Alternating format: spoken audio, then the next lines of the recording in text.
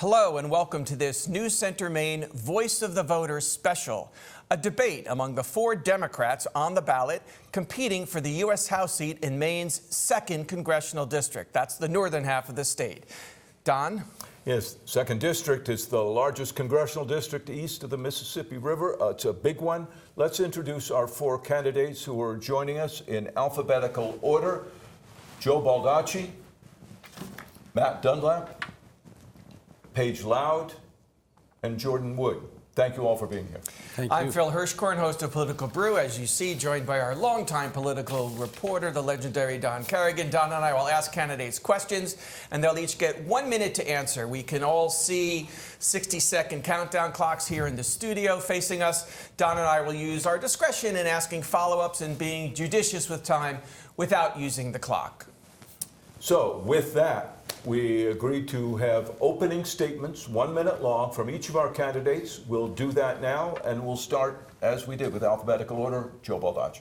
Thank you, and good evening to the viewers, and thank you to WCSH and to Don and Phil for having us here. Everything we care about as Democrats and as Americans is at stake in this election.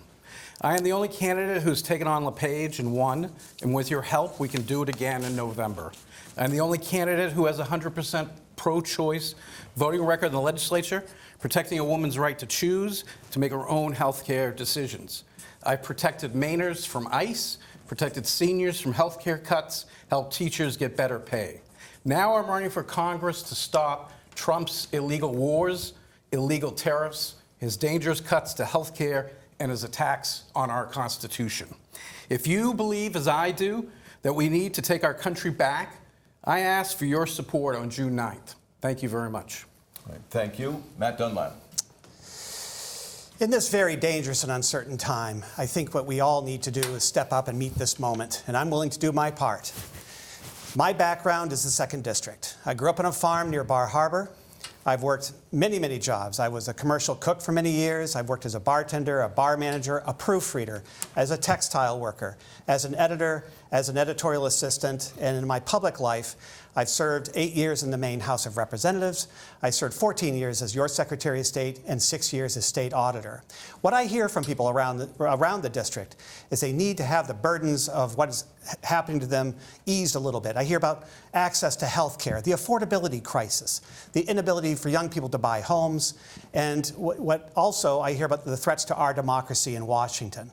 And I have a lot of experience in taking those things on. As President Trump appointed me to his Presidential Advisory Commission on Election Integrity, they didn't like what I had to say. I took them to court, and I won, and I'll do the same thing for you in Congress.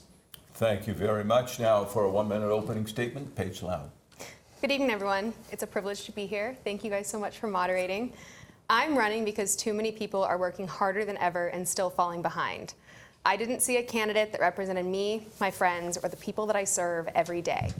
I didn't hear the urgency or feel the kind of fear or responsibility that comes with knowing people's lives are on the line. My name is Paige Loud. I never thought of myself as a politician. I'm a 29-year-old Cherokee woman, a social worker, a renter, and a first-generation graduate student from the University of Maine. The daughter of a single mother, raised in poverty, barely making it paycheck to paycheck. The 2nd District should be represented by everyday people, care workers, farmers, and union leaders. Mainers deserve quality education, access to doctors close to home, a healthy environment, and good-paying jobs. I'm fighting to get money out of politics, healthcare and housing for all, affordable groceries, and an end to the U.S. support of genocide. I'm so glad you could make it back from D.C. to be here with us today, Joe. All right. Thank you very much. And now for an opening statement, Jordan Wood. My name is Jordan Wood. I am born and raised in Lewiston. My father a pastor, my mom a teacher. I am back living in the same neighborhood I lived in high school, and I grew up there and in Auburn. I'm running for Congress this year because I truly believe that this is a moment of crisis for our country. 11 days before Trump's inauguration, my first daughter was born. And like we have at certain points in our country's history, I spoke with my husband about what is it that we can do to make sure that we fight for a better country, one that is a free and democratic place for our daughter to grow up. And that's what led me to decide to run for office. I know the stakes. I was at the Capitol on January 6th while Donald Trump and a violent mob tried to overturn a free and fair election. This is a president who does not believe in the law. He does not believe in accountability. And what we have seen in the corruption of this White House, most recently in the creation of a slush fund to pay off the people who violently tried to overturn an election, it is a reminder of what the stakes are in this election and the need to elect people that are going to fight for it. Thank you very much. Thank all of you. Let's go to questions. Phil. Let's start with affordability. That's the buzzword of 2026. A poll out today reminds us that half of Mainers say their finances are worse off than a year ago. 75% say cost of living is the top issue. No surprise there, really. So we'd like to start by asking you your top lines on how you would tackle that if you were a member of Congress, whether that's housing, health care, child care, taxes. What tops your agenda? And we'll start with you, Senator Baldacci. Thank you very much. Yeah, wherever I go in this state, seniors talk to me about prescription drugs, young families talk about affordable housing. What I think most Mainers believe is that no more wars, no more tariffs, and no more tax cuts for the rich. The war by itself has driven up inflation, has driven the price of gas and everything else through the roof. We have a dangerous foreign policy that's also ruining us economically. Those are big issues. We need to end the war, we need to end the tariffs, and we need to reverse the tax cuts for the rich. And then we can invest in people, health care, housing, child care, many of the initiatives that we worked at the state level, we need to do at the federal level to cover everybody. Okay, Matt Dunlap. Yeah, I agree that the war in Iran has been costing us something like $1 billion a day. When we talk about some of these other issues that we're going to talk about later on tonight, things around health care and other ways to make life more affordable, child care, and those sorts of things, often the first question that comes up is how do you pay for it? But no one ever seems to question how much it costs to send an aircraft carrier task force to the Middle East. I think it's about prioritization. And Congress needs to step in and do that prioritization so that we can actually bring relief to people around things like affordable housing, providing maybe a revolving loan fund for those who are developing low-income housing or affordable housing. Health care issues, that's something, universal health care, Medicare for all, that would be a huge lift off of people's shoulders. Student loan debt relief. And making our tax code more fair and find ways to pay for it. Instead of giving the billionaires and the corporations all the tax breaks they want, maybe using those revenues to help our neighbors. Paige, Loud. Yeah, so 60% of Americans are living paycheck to paycheck, and I'm one of those 60%. I came from a childhood where I grew up eating food provided by SNAP, and right now we see 1 in 5 children in Maine who are food insecure. And so my priorities really lie with the people I serve every day as a social worker. People deserve and have a right to healthy food, safe housing, and guaranteed health care. And so my big priority is getting to universal health care, but I know that doesn't happen overnight. And so something I'm very passionate about is expanding Medicare to make sure it covers vision, dental, hearing, rehab, long-term care for our older adults. And that's going alongside expanding Medicaid to make sure all Mainers that need health care have access to it. A big way we can get to helping with expanding Medicare is banning Medicare Advantage plans and making sure that Medicare covers those much-needed hearing aids, glasses, and dentures. Okay. Jordan Wood? Yeah, the affordability crisis is a top reason I got into this race, which is I grew up in a family that mostly lived paycheck to paycheck in Lewiston, and the driving issues that are making life unaffordable for so many Mainers are the same issues that my family dealt with when I was growing up. My mom had to leave the workforce when my twin brother and I were born to provide us with childcare. She had to go back to work when I was 3 as an ed tech at Edward Little because the church my dad served couldn't afford to give our family health insurance anymore. I started work at 16. I went to college only off need-based student loans, and I graduated with $100,000 in student loan debt. I think if we had more people in Congress who understood what the affordability crisis is because they grew up in a family that lived through it, they would prioritize those solutions. And that's why I go back to Medicare for all. The cost of health care has been outrageous and climbing since I was a child. It is only getting more and more unaffordable. Universal child care capped at $10 a day per child, and historic investments in affordable housing and renewable energy. Who's going to cap it at $10 a day per child? How would that work? A federal legislation that would create a universal system where you can live anywhere in this country, like we do with public education, and know that you can start a family and you won't go broke doing it. You won't go into debt doing it. And that is something that it's a big challenge, but it's something that our country's done before, and it's something that Congress needs to do, and we can afford to do it. One more follow-up from me, and then Don will have the next question. But you three, Matt, Paige, and Jordan, are for Medicare for All. You've just each touched on that in a different way, but I think, Joe Baldacci, you're not. Why not? I've never said I'm not. I've always said that I'm for Medicare for All as a goal. What we need to do is to break it down. I think even Paige has said the same thing. We need to break it down some workable steps. I like what she mentioned about vision and dental care. We need to do that, no question about that. But if we expand it to 55 and up, the Congressional Budget Office put out a study that by itself would save employer-based health insurance premiums 30%, because we'd be taking a significant population out of employer-based health insurance to be covered by the government.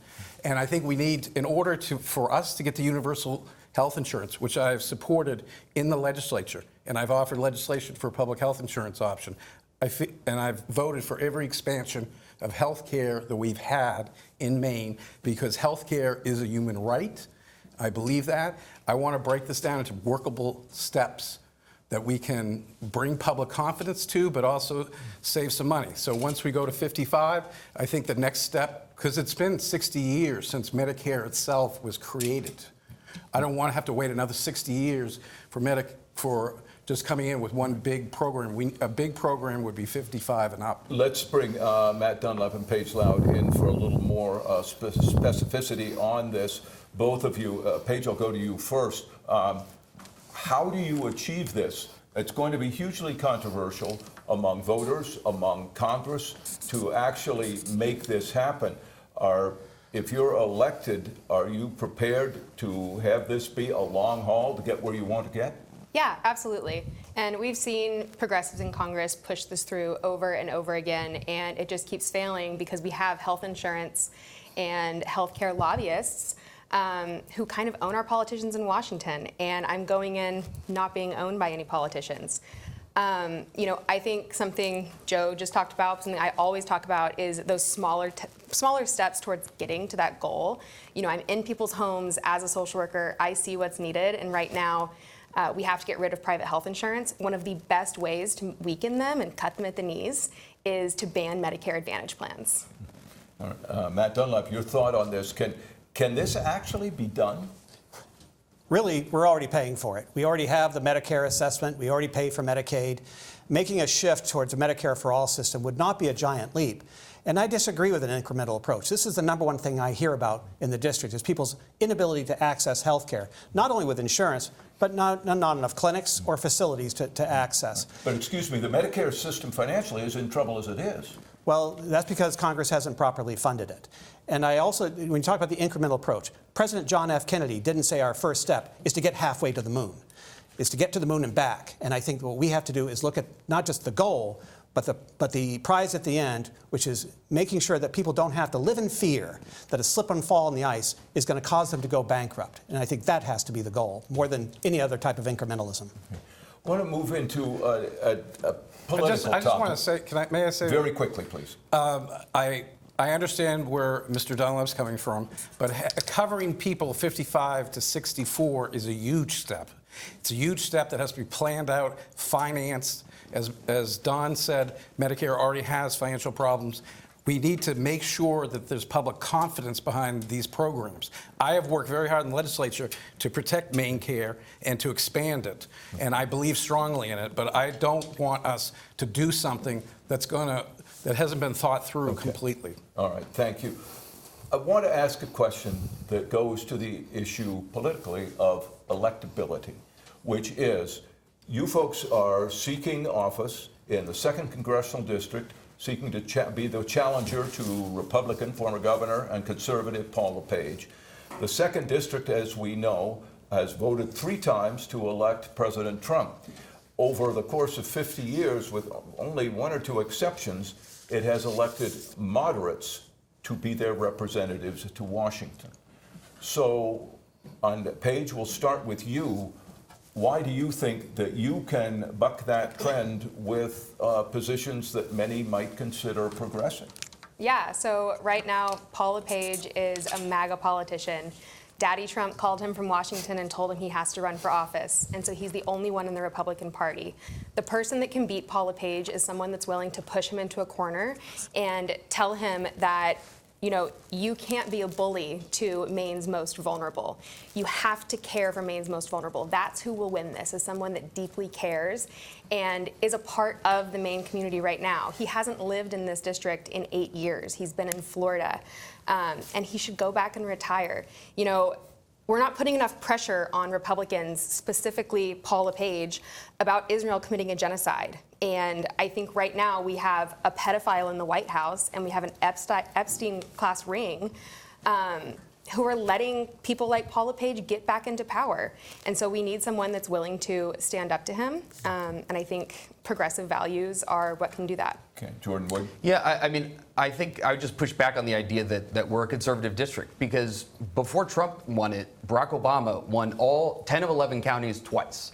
And when there have been ballot questions raising the minimum wage, back in 2016, while Trump won the district, it passed in the district. Medicaid expansion passed in the district. So I think if you look at where our voters on the issues, what we really see is voters who feel very left behind by a Washington and establishment politics that is broken, left behind by both parties and corporate donors. And I think what they're looking for are people they can trust.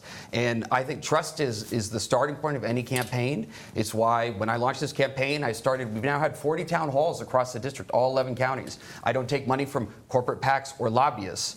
I believe that we must change how Washington works. And I know it's broken there and what's holding us back from getting things done. But I think that's what voters are looking for. They're not looking for somebody who comes from a party establishment, I think either side, but people that they can trust, that they know are just going to serve and represent them and not be swayed by money. Thank you. Joe Baldacci. Thank you, Don. I think the history of this district, having lived here my entire life and having worked at many campaigns, is very, very independent. This was Ross Perot's best district in the entire country, and that, I think, explains a lot about our independence. Obama carried this twice. Trump has carried it 3 times. We've had moderates for the last 50 years. I'm the only candidate in this race, first of all, that's won an election in the last 10 years, and I've run 7 or more points ahead of the national ticket each time. And that is what we have to do in this district. And we do that by communicating with the voters about the key economic issues, because people are hurting, the economy is suffering, health care is not affordable or accessible for a lot of people. And those are the issues that people want to hear from us and care more about than whether we're a Democrat or a Republican. Yeah. Matt Dunlap. So I got into this race early on when it was going to be a primary between me and Jared Golden. And the question I got at the time was, you know, are you going to run to the left of Jared? Are you going to run to the right of Jared? And my response was, I'm going to run as Matt Dunlap. And I kind of reject a lot of the labels about progressive, conservative, moderate, because it's kind of a shifting sand, if you will. Depending on where you are in a particular issue, you can be described as a moderate or a progressive. But I do think that, you know, Trump carried the 2nd District 3 times, not because people were happy, but because they were very unhappy. And what I was hearing from people early on was they felt left behind. They felt like there was nobody to listen to them. They felt like rural Maine didn't matter to a lot of folks in Washington. And I was told that my profile really fits quite well in the 2nd District. Growing up on a farm, lifetime sportsman, many of the same issues that are important to the people of the 2nd District are important to me. And I think that's one of the reasons why they will embrace me on the ballot in November. Okay, thank you. Phil. I want to go back to the Iran war. You already all, I think, made critical statements about it in your opening. So let me ask just a specific follow-up. You may not even need your full minute to answer it. It's now 11 weeks old, and at 60 days, the War Powers Act kicked in. And the Senate just voted to direct the president under that act to remove U.S. armed forces from hostilities unless explicitly authorized by a declaration of war or an authorization for the use of military force, which we never had when this started on February 28th. If you were in the House and that resolution came over, would you support it? Let's start with you, Matt Dunlap. I'd absolutely support it. The president has no authority to send military forces into combat anything but a defensive maneuver without the authorization of Congress. So this was never legal in the first place, and it's done nothing but destabilize the region and the world economy. And we definitely should go back to the negotiating table, do what Barack Obama did, which was negotiate a nuclear settlement with Iran, which President Trump tore up and threw away, and do whatever we can to restore the free flow of commerce through the Strait of Hormuz. Okay, Paige? Yeah, absolutely. I would support it. You know, we talk about how we can't afford healthcare, housing, food here in Maine, but this president seems to have enough money to continue bombing innocent civilians in Iran, and so I would, of course, support the War Powers Act. Okay, Jordan? Yeah, I, of course, support it. This is an issue that is deeply personal to me. I got involved in politics because of my opposition in the Iraq War, and I got involved organizing for Barack Obama because I was so angry and disappointed at so many Democratic politicians who hid behind this procedural argument against that war, that what was needed was a Congress that authorized the war, which is what they got. And we need to remember that a lot of Democrats voted to send us to war with Iraq. And this war with Iran is wrong. It's wrong if it gets approved by Congress or not. It is something that is deep. The cost of it is the human cost, both for the people in the country and the people here at home. And already I think we've spent $50 billion in this war. That's what it would cost to fund universal child care for a year. And I think we know where the American people would like that money spent. Okay, Joe Baldacci? Thank you. I would absolutely vote for the resolution, but the bigger issue is the fact that Congress has abdicated its role to be a co-equal branch of government. The Trump's request for an additional $500 billion in defense should be dead on arrival at the House. First of all, we have a huge deficit, but we also have a lot of domestic human needs. He has not thought out any of his foreign policy, any of the wars. He's looking at Cuba now. We went to Venezuela. I'm not sure. And the situation in Iran, from a purely national interest viewpoint, has gotten worse since we started this war, not better. And as others have said, President Obama had worked on this through diplomatic channels, which is what we need to do first. So I would absolutely oppose this war, oppose arms to this war, and oppose additional defense spending for this war. Okay, thank you. Don? And did we go to Matt Dunlap on that? Yeah, Matt went first. Yes, sorry. So, a very quick, simple, straightforward question. If you're in Congress, and Matt Dunlap, we'll start with you. Under what circumstance would you approve us attacking another country? If we were attacked first. Bottom line, we should not be initiating conflict. We should be defending American freedom and American lives. And I think that's got a pretty understandable standard to go by. We should not be engaged in offensive wars. Not a threat of attack. No, we should be, when we're attacked, we should respond. Okay. Paige? I agree with Matt. Only if we are physically attacked. You know, as the first Indigenous person to run for federal office in Maine's history, I am against all wars of aggression, regardless of who the aggressor is, even if that means it's us. Okay. Jordan Wood? I mean, I would agree if we are attacked, but more broadly, if a NATO country is attacked, part of our commitment to that treaty is that we act as one in defense. And I think Donald Trump has done so much to undermine that relationship in NATO and the world peace that has brought us to the wake of World War II. So, you know, I think a bit more broadly, but yes, under the most extreme circumstances, should we ever be in war.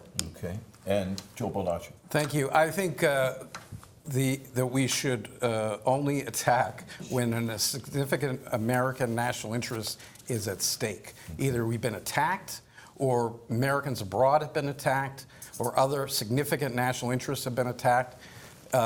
We can't just go to war whenever we want to. Okay. We need to use diplomatic means first. Okay. So this isn't really a related question, but it is about guns.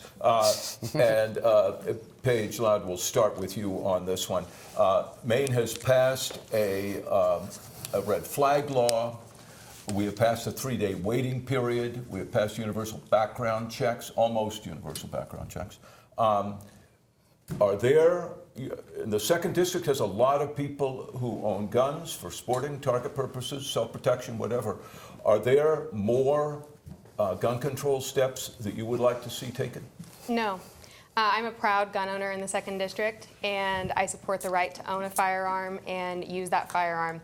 I agreed with the yellow flag gun law that was in place. Unfortunately, it was not enforced, and so we saw what happened in Lewiston.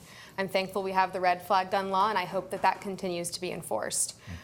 The root cause of gun violence is not us having guns. It is really that people are living in poverty and that they don't have their basic needs met, and that they are living in a society that is cruel to them, and it's hard to cope sometimes. Yeah. Okay. All right. Jordan Wood? I think that we need a Congress that is going to bring national federal law up to in line with Maine's. I'm from Lewiston. I think when we think about why is it so many young people are losing trust or faith in our government and our democracy, I think about gun violence a lot because I have an early memory of Columbine. And what we saw is that Congress do very little, if nothing, after that school shooting. And we have only seen more and more and more mass shootings in this country. Lewiston has a higher death toll than Columbine does. And we have failed to see Congress do anything about it. That's the bowling alley, just in time, that I learned to bowl as a kid down the street from my parents. For anyone to say that in the wake of that shooting, that the laws we have in place for gun safety are sufficient is a failure.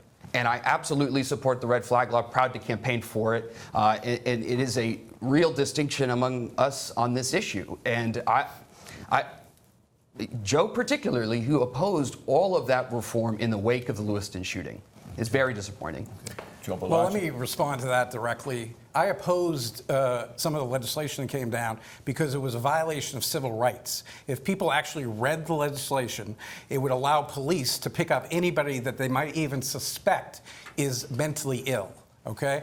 But I understand your point, but I'm an attorney who likes to protect people's civil rights. That bill has not been crafted well, could be very much abused by law enforcement. I have voted to retain the red flag law just in the last couple of weeks. I voted not to expand gun rights to ex-felons. I voted to ban guns in schools. But on the other issues, I've respected Maine's Second Amendment traditions and the rights of sportsmen.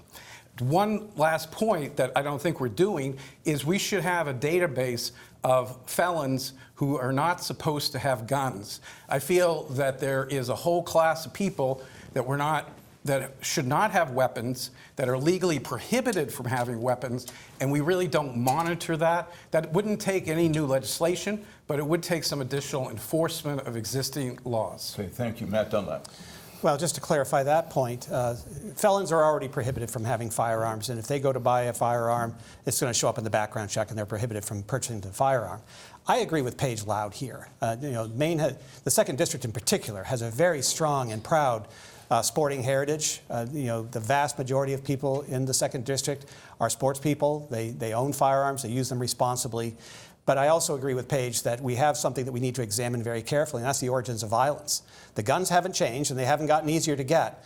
But we need to look at what is causing people to snap and take something that was unthinkable, and now it's become almost inevitable. We need to get to the origins of violence, and that's going to take some work and some study. Just a quick follow-up, and then we're going to go to a break. The man you're hoping to succeed, Congressman Jared Golden, came out after Lewiston for a national assault weapons ban. That was federal from 1994. It expired in 2004. Would any of you in the House of Representatives vote to support that? Just Jordan Wood. Absolutely. Okay. We're going to take a break, and when we come back, more of our Voice of the Voter special, the debate among the Democrats running for the 2nd Congressional District.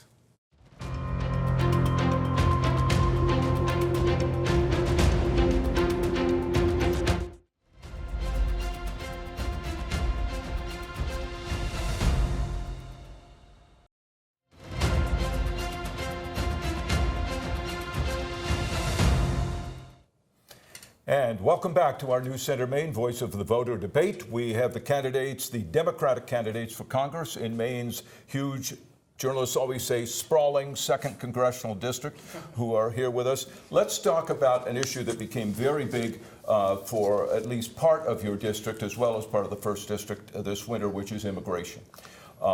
With the several-week arrival of ICE with extensive enforcement, Lewis-Auburn area, Portland area.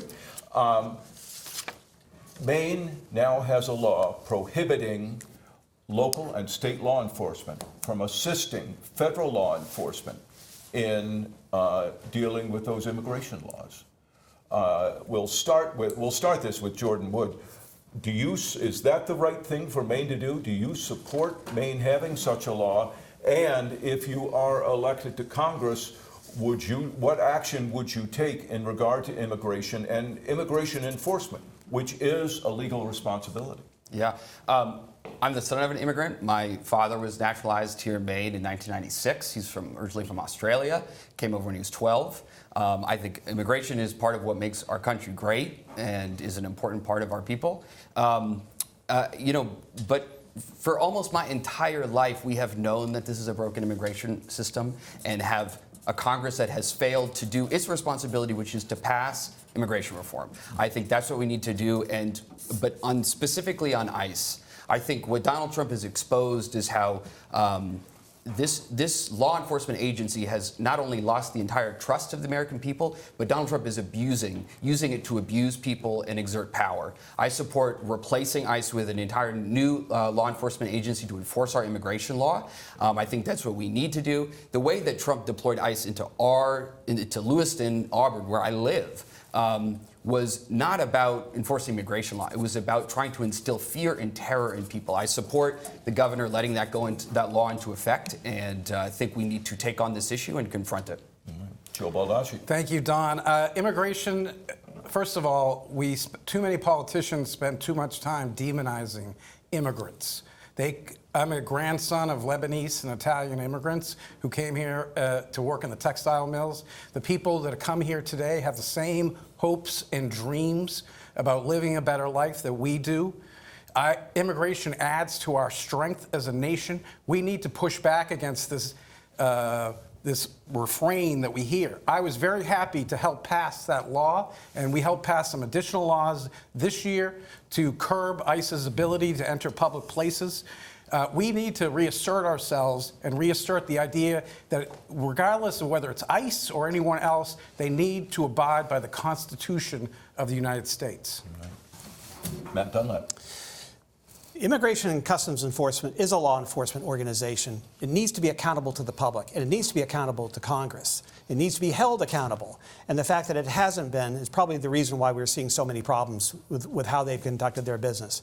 Coming up to people with pepper spray, smashing in windows, sometimes carting off people to parts unknown who are here perfectly legally, and even killing American citizens. So I think Congress really needs to exercise some oversight here.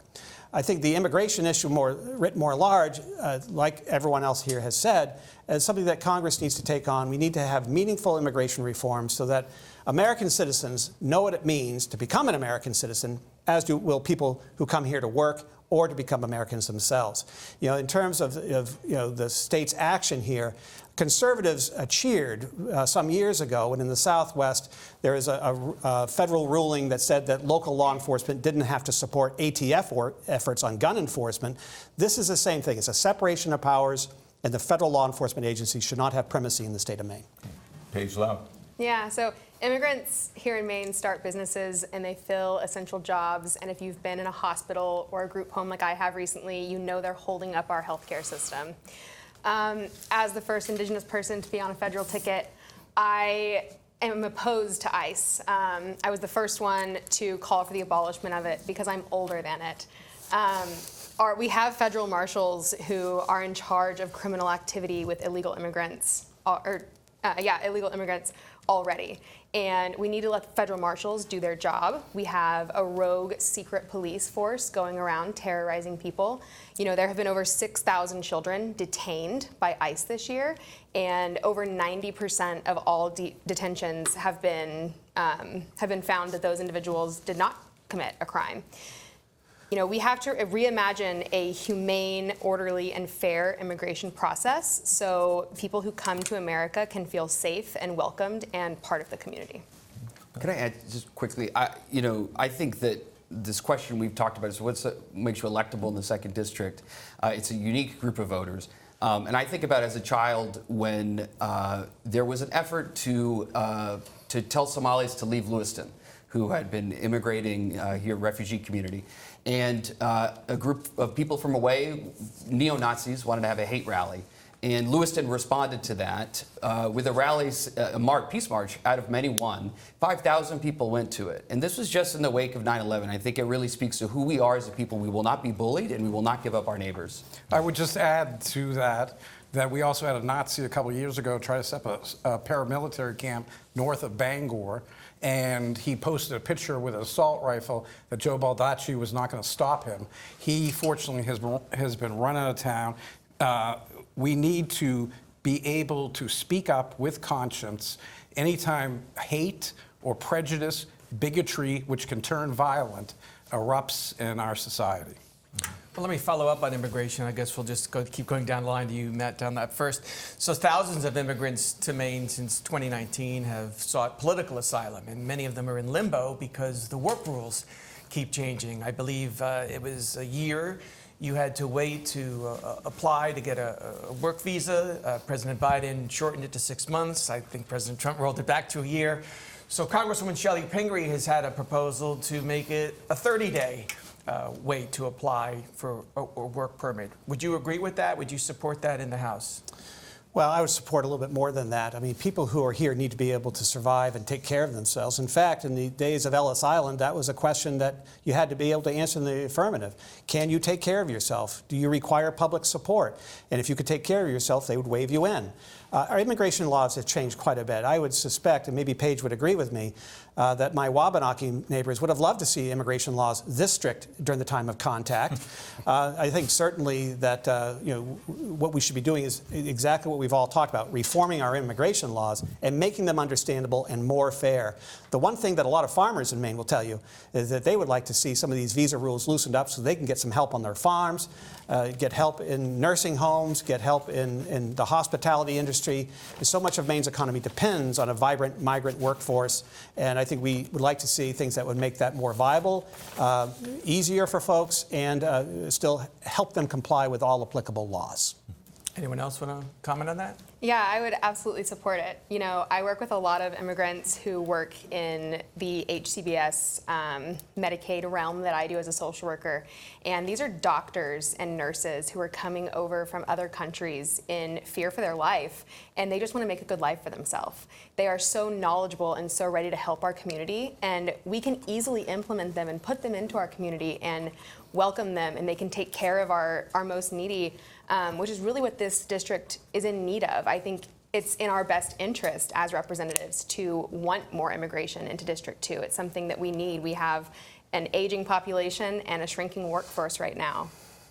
Don, I think you have the next question. I have a related question, though. This is briefly, as Democrats, and you look back to the Biden administration, was it a mistake, as many would argue, for the Biden administration to apparently let so many immigrants into the country that it at times was uncontrollable, at least at the border? What was the I think we're a country of laws, and we need to uphold the rule of law. But we need to have an immigration system that the people trust. And it's obvious that the policies under Biden on immigration failed, and people lost trust in that system. But just to go back to the question about refugees, asylum seekers, I mean, I think we're so proud that we are of a state that has welcomed in asylum seekers and refugees. And some of the most devastating stories during this crackdown from ICE have been, one story is a mother of 4 who was picked up walking her kid back from school, asylum seeker from the Congo, a place that has experienced genocide for years, and ICE is taking her away from her kids. So I think that it's an important part of who we are. It's a great part about Maine, and we need to, but we need to have an immigration system that the public trusts. Part of the problem is that President Trump, before he got to be president again, nixed a deal that President Biden had made with Democrats and Republicans in Congress that would have actually been immigration reform and immigration security, because Trump did not want Biden or the Democrats to succeed. Okay? That's part of the problem with our politics, is trying to have it completely controlled like that, and that's problem with this administration and how it approaches things.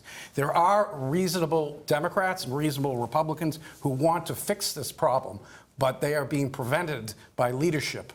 And we need to break through that, because I agree with many of the things that Paige had said about the need and our workforce for immigration and what they contribute to our economy. Matt Dunlap?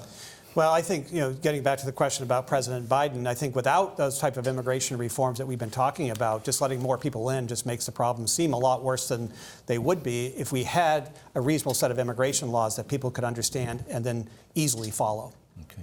And Paige, final thought?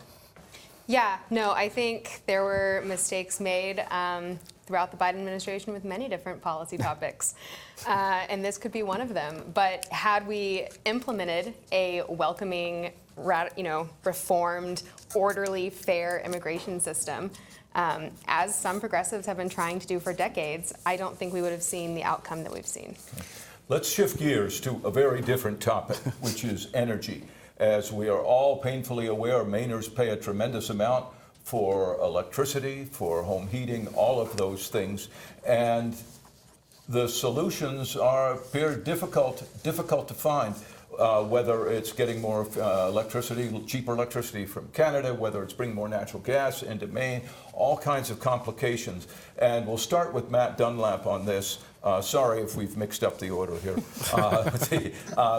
If you're elected to Congress, what could the federal government do to help ease Maine's energy price problem? Well, the first thing we could do is stop the war in Iran, which has caused the cost of fuels across the board to go up by as much as 60 or 70%, which drives up the cost of everything else. When you raise the cost of diesel fuel, you raise the cost of trucking. You raise the cost of airfare. You raise the cost of travel. You raise the cost of doing business. Okay. The only thing that's not going up right now is wages. Okay. So I think that's the first thing. I'll interrupt. So let's ask the question a couple of months ago before Iran. Sure. Well, I think Maine is an energy producing surplus state, and yet we pay the same electrical rates as the rest of New England because of ISO New England. These are very complex reasons for this. I think the future is renewable energy at the household level, rooftop solar, that type of thing. I mean, my own family has done that with great success. I think the price of fuel is something that is always going to be dominated by world affairs. We can't really control as much of that as we would like, but I do believe that we can work towards lowering the cost of energy for the American people just by instituting some of the programs that are important to things like LIHEAP, helping people of low income be able to heat their homes and provide for heating subsidies for all folks across the demographic spectrum. Okay, Paige Lown. Yeah, I think it's really important for our federal government across the country to invest in a diverse range of energy options. And we have to continue investing in renewable options. We have the ability here in Maine to lead the country in renewables, and we can do that by reinstating the billions of dollars and the countless projects that were here in Maine with the infrastructure bill that got canceled with the One Big Beautiful bill. Something I don't really hear my opponents talk about a lot, which I'm really interested in actually, is nuclear energy. I think Maine is a great place for nuclear energy, and we have to start investing in that sooner rather than later. Regardless of where our funds come from or where they go, we have to make sure it's a diverse option, or else we come to the place we're at where we're really struggling with the cost to heat our homes, fill up our cars, and I really think the more diverse, the better. Okay. Jordan Woody? Yeah, I think we should all be deeply angry that we have not solved this problem, because we know what the solution is. It is to transition to renewable energy, and on all of the above that would include nuclear. I agree with Paige. But I think 20 years ago, when I was graduating high school in Auburn, gas was close to $4 during the Iraq War. Heating oil hit record highs that's only been surpassed today. We know what these problems are. We know what it's like if we're reliant on an energy source in countries that do not like us. And so we've got to transition over to renewable. I support in Congress, they can do some immediate things. I support the repeal of the gas tax. I support stopping exportation of oil and LNG natural gas. This is a new thing that Trump has done, which is we are exporting natural gas to other countries. Some of them are enemies, and that is skyrocketing our cost of electricity here. But we all know what the solution is, and we've known what it is for a very long time. But our politics has failed us, and I think a lot of that is because of the corruption. We have let big oil and the wealthy interests have so much control over our politics that they're standing in the way of our ability to achieve these changes. Okay. Let me address the question directly. The U.S. Department of Energy put out a study about 2 years ago about the high cost of electricity in Maine, and the major cause is the natural gas problem. There are problems with the links to pipe it up this way. It's caused a huge cost rise in prices. It has affected our electricity costs more than anything else. And this is according to the Department of Energy. I have championed in the legislature renewable energy projects, all of them, because I agree we need to have an energy for all. We need to have all the above. We need to seek all diverse sources. And I worked with Republicans to pass a law to make sure that certain fossil fuels or whatever could not be banned by one town, because that could also raise the price of gas. I'm very sensitive to the affordability issue. I think it's very important, but we need to address the natural gas shortage and the problem with the pipelines, which need to be remedied in order for us to get control of the price problem. Can I just jump in 1 second about what Paige just brought up about nuclear power? They sold nuclear power that it was going to be too cheap to meter. And no utility is in the business of selling cheap energy. And what Joe just mentioned about natural gas is a pretty good case in point. It's going to be about 1 million years before the spent fuel rods in Wisconsin are then finally inert. And I think what happened in Chernobyl and Fukushima, the power plants in Japan and in Eastern Europe, the danger of nuclear power, I think, far outweighs the benefits of it, and I would not support that. Okay. Well, just on the natural gas, I think the bigger problem here is why are we so reliant on natural gas? And that's in large part because of Paul LePage. His 8 years as he was governor, he stopped any investment of development of projects for renewable energy. So I think we actually need to get off of natural gas, and we are going to continue to see skyrocketing prices until we do. If we just got off of natural gas, as you propose, that would send the price of everything skyrocket. I understand your point, but we need to have an all-of-the-above strategy in order to allow consumers to be able to afford to heat their homes and run their cars and go to their jobs. Natural gas can be part of the mix. There are problems with it that need to be dealt with. But I think that strategy would only shoot up prices dramatically. I support an all-of-the-above strategy, Joe. What I'm talking about is what's the future. And I think it's in a direction away from natural gas. And the war in Iran immediately cut off 20% of the world's access to LNG. Well, we have a president who's stopping the exportation of LNG. I think this is all going in the wrong direction. We need energy independence and energy produced right here in America. Okay. Right. And I would just add one thing. I do agree quickly, please, with Matt on the issue of the nuclear power. First of all, we had a referendum a long time ago. People voted it to be eliminated.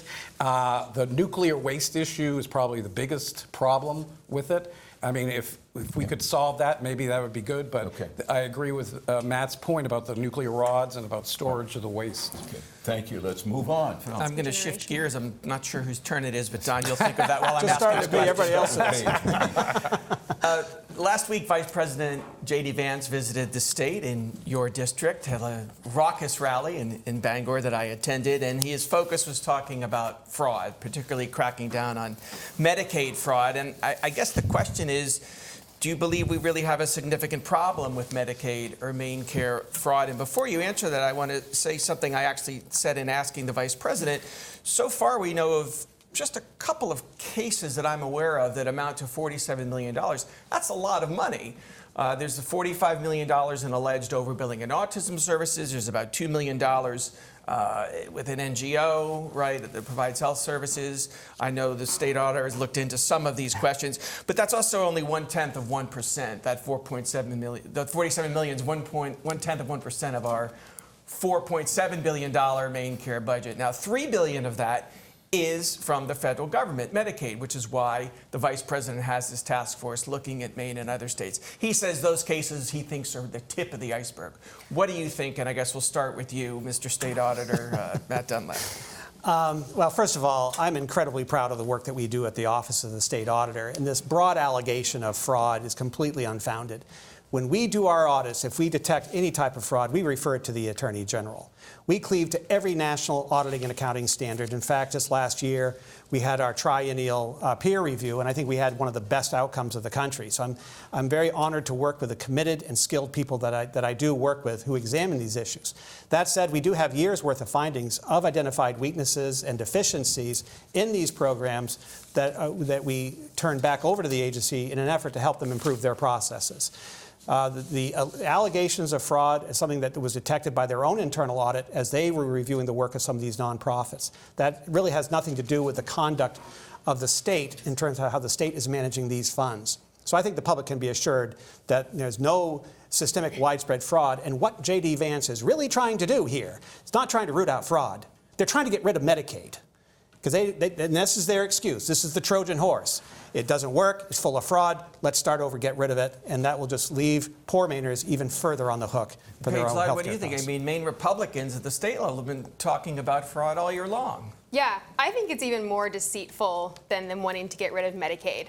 I think this administration, we've seen for a long time the lack of humanity when it comes to our most needy. I work in these Medicaid programs, specifically with adults who have intellectual disabilities and autism, and it's not fraud. What it is it's overworked social workers and mental health care professionals. It's rigid restrictions and regulations that continue to grow every single year with a shrinking workforce.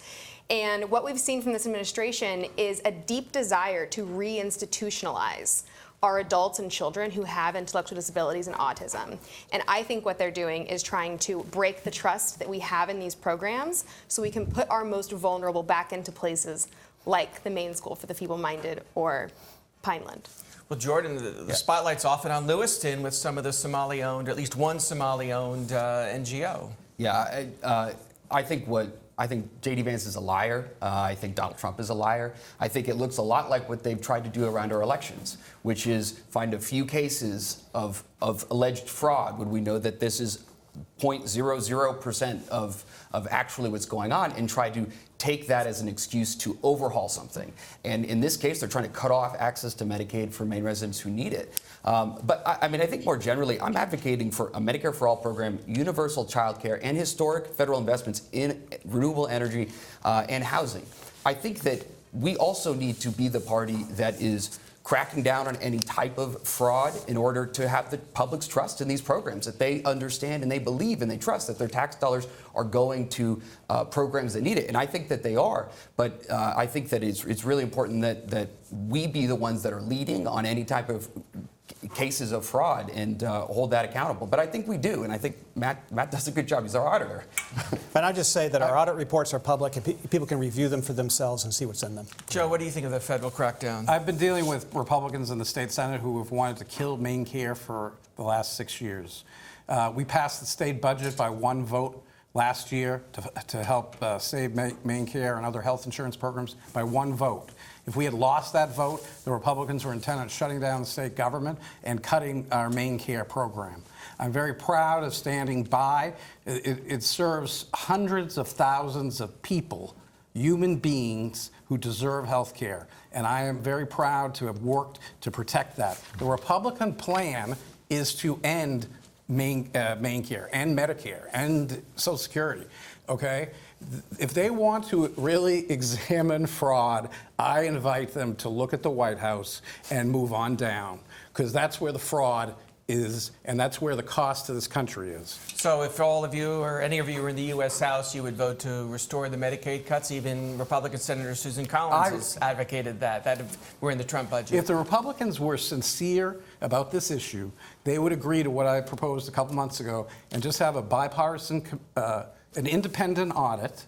If they feel it's lacked public confidence, an independent audit and a bipartisan commission to evaluate those results.